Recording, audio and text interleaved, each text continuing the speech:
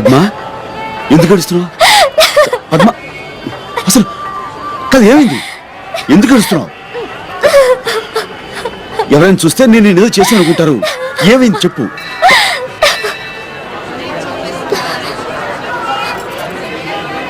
వాసు తప్పిపోయింది ఇక్కడే. వాసు అంటే వాసుకి 2 ఏళ్ళా 5 ఏళ్ళా? 25 ఏళ్ళు. 25 ఏళ్ల బడుద్దాయి వెధవ. ఇదిగో వాసుని వెధవా గిదవా అని ఇంకొక మాట అన్నావంటే. ఇంతకీ వాసు గారు ఎవరు? నేను వాసు కాబోయే భార్యాభర్తలం. భార్యాభర్తలం. ఓహో, నీ స్టోరీ ఏదో చాలా ఇంట్రెస్టింగ్ గా ఉంది. లెంగ్త్ ఎక్కువ పర్వాలేదు, కొంచెం డీటెయిల్డ్ గా చెప్తావా?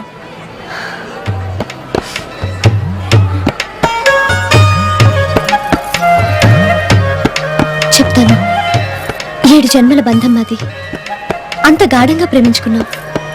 తన దనకాపల్లి, మాది పక్కనే ఉన్న తాళపాలెం. అందరి ప్రేమికుల్లాగే మా ప్రేమ కూడా ఎన్నో అడ్డంకులు అవాంతరాలు. మా పెద్దవాళ్ళు మా ప్రేమను అర్థం చేసుకోలేకపోయారు. అయినా వాళ్ళ మూర్ఖత్వానికి మా ప్రేమను బలికాన్ని వదలుచుకోలేదు. ప్రపంచమే తలకిందులైనా, ప్రళయమే ముంచుకొచ్చినా ఎదురు నిలిచి పవిత్ర ప్రేమకు చిహ్నాలుగా మిగిలిపోదాం అనుకున్నాం. అందుకే గుండెని రాయి చేసుకుని కన్నవాళ్లను వాళ్ళ మూర్ఖత్వాన్ని కూడా వదిలేసి ఇద్దరం హౌరా మేలెక్కి ఇక్కడికి చేరుకున్నాం. అమ్మవారి సమక్షంలో మా ప్రేమకు నిర్వచనంగా పెళ్లి చేసుకుని కొత్త జీవితాన్ని ప్రారంభించాలనుకున్నాం. అంతేనండి, అంతే. పెళ్లి రసీదు తెస్తానని, నన్ను ఇక్కడ ఉండమని పాపం తనట్టు వెళ్ళాడు. అవి దేవి నవరాత్రులు కావడంతో గుడి మొత్తం ఒకటే సందడి, ఒకటే జనం. ఆ జనంలో తనెట్టో తప్పిపోయాడు.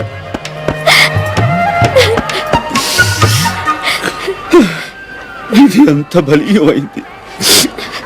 అవును పద్మ, ఆ వాసుని నుంచి పారిపోయినప్పుడు, సారీ పాపం తప్పిపోయినప్పుడు అతని దగ్గర నీకు సంబంధించిన ఏమైనా ఉన్నాయా? ఉన్నాయి. నా 7 వారాల నగలు తన దగ్గరే ఉన్నాయి. అనుకున్నాను. పాపం వాటిని మొయ్యలేక ఎన్ని అవస్థలు పడుతున్నాడో ఏమో. పాపం నా కోసం ఎక్కడెక్కడ వెతుకుతున్నాడో ఏమో. అవును పాపం. ఇంకటి పాపం, వాడు నీకు హాతి చేసి నీ 7 వారాల నగలతో ఎప్పుడో ఉడాయించేస్తుంటాడు. ఆయన అలాంటి వెధవుతూ. ఇదిగో వాసు గురించి ఇంకొక మాట అన్నావంటే. వాసు నిప్పు తెలుసా?